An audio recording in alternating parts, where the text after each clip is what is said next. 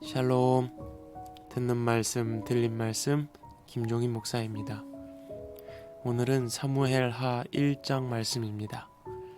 사무엘하 1장은 다윗이 사울 왕이 죽었다는 소식을 전해 듣게 되는 내용을 다루고 있습니다. 과연 다윗은 자신을 죽이려 했던 사울 왕의 죽음 앞에 어떻게 반응했을까요? 기뻐했을까요? 의기양양했을까요? 오늘 말씀을 통해 알아보겠습니다. 사울 왕이 블레셋과의 전투에서 패배하고 죽음을 맞이했습니다. 요나단을 포함한 그의 아들도 전부 죽임을 당했죠. 다윗은 아직 그 소식을 듣지 못했습니다. 전투에 참여하지도 않았고 다윗도 위급한 상황을 겪었잖아요. 아말렉이 쳐들어와 다윗이 살고 있는 시글락을 불태우고 재물과 다윗의 아내들과 병사들의 가족들을 사로잡아 갔습니다. 그래서 가족들을 구해내기 위해 다윗도 다른 상황을 돌아볼 겨를이 없었죠. 그런데 3일이 지나서 한 젊은 사람이 다윗을 찾아옵니다. 그 젊은이는 블레셋과 이스라엘이 전쟁을 벌이던 그곳에서 도망쳐 살아남은 젊은이였습니다. 그 젊은이는 다윗에게 사울 왕이 죽었다는 소식을 전하게 되고 다윗은 그 사실을 어떻게 알게 되었는지 묻습니다. 그러자 젊은이는 길보아 산을 지나다가 우연히 자기 칼에 찔려 죽어가는 사울 왕을 발견하게 되었고 사울 왕이 너무 고통스럽다고 자기를 죽여달라고 부탁을 해서 자기가 죽였으며 사울 왕의 왕관과 팔찌를 빼어서 가져왔다고 고백합니다. 이 젊은이는 아멜렉 사람이지만 이스라엘 땅에 살던 이주민이었습니다. 그런데 그 이야기를 들은 다윗은 이 젊은이를 그 자리에서 쳐 죽입니다. 결국 그 젊은이가 하나님께서 기름 부어 세우신 사울 왕을 살해했다고 보았기 때문입니다. 다윗은 이후에 사울과 그의 아들 요나단의 죽음을 슬퍼하며 조가를 짓습니다. 조가는 사랑하는 누군가의 죽음을 애도하는 노래죠. 다윗은 패배한 이스라엘 그리고 사랑하는 사울 왕과 요나단의 죽음 앞에 진정 슬퍼합니다. 그래서 모든 이스라엘 백성들이 사울 왕과 그의 자식들 그리고 이스라엘의 패배를 기억할 수 있도록 조가를 지은 것이죠. 오늘 말씀은 이 조가를 기록하며 맞춰지고 있습니다. 여러분은 들으시면서 어떤 말씀이 기억나시나요? 저는 원수를 사랑하는 다윗의 모습이 기억에 남습니다. 다윗은 오늘 자기를 죽이려 했던 원수의 죽음 앞에 진정 슬퍼하고 있습니다. 너무 슬퍼 그 슬픔을 다 억누르지 못해 자기의 옷을 짚고 찢었습니다. 마치 자기의 마음이 찢기듯이 옷을 찢은 것이죠. 그리고 해가 질 때까지 울며 금식했습니다. 다윗은 원수의 죽음 앞에 슬퍼합니다. 나를 죽이려고 쫓아오던 원수가 죽는다면 안도의 한숨을 내쉴 수도 있고 기뻐할 수도 있고 그렇게 나를 괴롭히더니 그렇게 비참하게 죽는다고 말할 수도 있지만 다윗은 가슴 아파하죠. 조가의 내용도 사울 왕의 비참한 최후를 노래한 게 아니라 사울 왕과 요나단의 공적과 서로를 아끼는 마음만 기억되도록 노래를 지어 불렀습니다. 사울 왕의 잘못보다는 사울 왕의 공적이 영원히 남도록 한 것이죠. 저는 이런 다윗의 모습을 보면서 원수까지도 긍휼히 여기는 마음에 감동하였습니다. 다윗은 자신을 죽이려는 사울 왕을 진정으로 아끼고 사랑했습니다. 그래서 저는 오늘 말씀을 보면서 원수를 사랑하라는 아주 단순하지만 너무나 어려운 말씀을 기억하게 되었습니다. 나를 미워하는 사람, 나를 괴롭히는 사람, 내 마음을 상하게 하는 사람, 이간질을 하고 거짓된 소문을 퍼뜨리는 사람들 앞에 내가 해야 할 것은 사랑과 긍휼을 베푸는 것임을 다시 한번 깨닫게 되었습니다.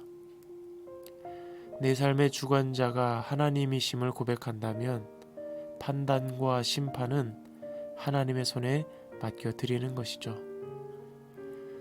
여러분, 오늘도 힘내시고 원수 앞에서 처연하고 도리어 사랑을 베풀 수 있는 하루가 되시기를 간절히 소망합니다.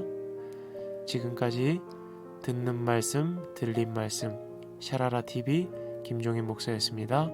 샬롬.